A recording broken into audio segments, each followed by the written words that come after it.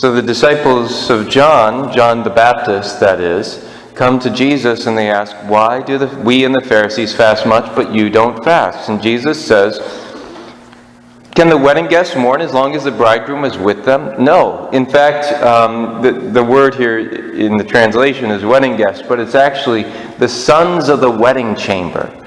And that would be really the wedding party, the best man and the groomsmen and the ushers, for today's modern words. But so these people who are key and part of the wedding, there were all these laws, of course, for the devout Jews, that every day they would have to say certain prayers, the Shema, Hear, O Israel, the Lord is God, the Lord alone. And they'd have all these other prayers. They'd have to wear the phylacteries on their forehead, on their wrists, binding the Word of God to themselves. They'd have to do all these things. But if you were part of the wedding party during that wedding time, you were exempt then from certain of these rituals. So they, for instance, still had to do the Shema, but they didn't have to wear the phylacteries. And then the bridegroom had even fewer responsibilities. And so Jesus is using something that they understand.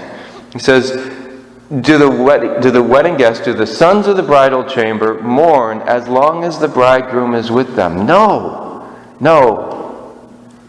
They are in a time of rejoicing.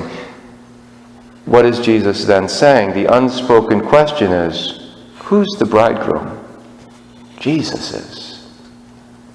Jesus is saying he's the bridegroom. And then he gets on to this, new wineskin. New wine is not put in old wineskins, but new wine is put into fresh wineskins. And he's saying, with this new relationship that you have with me,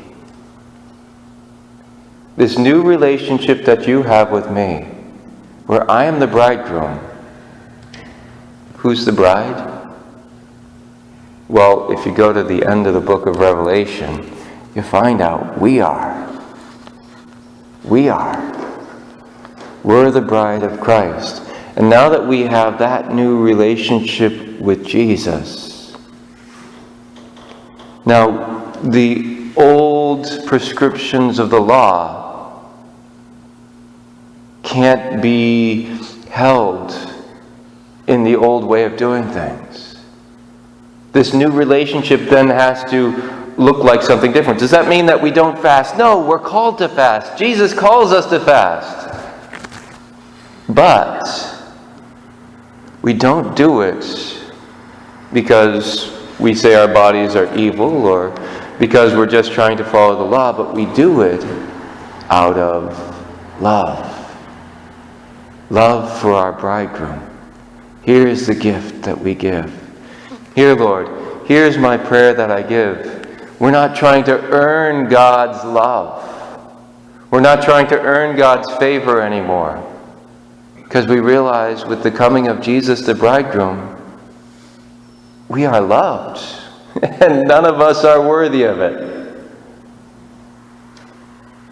But with that, then all the things that we are called to do, the good works, the prayer, the fasting, the almsgiving, all these things that we're called to do, we do as gift in love for our spouse.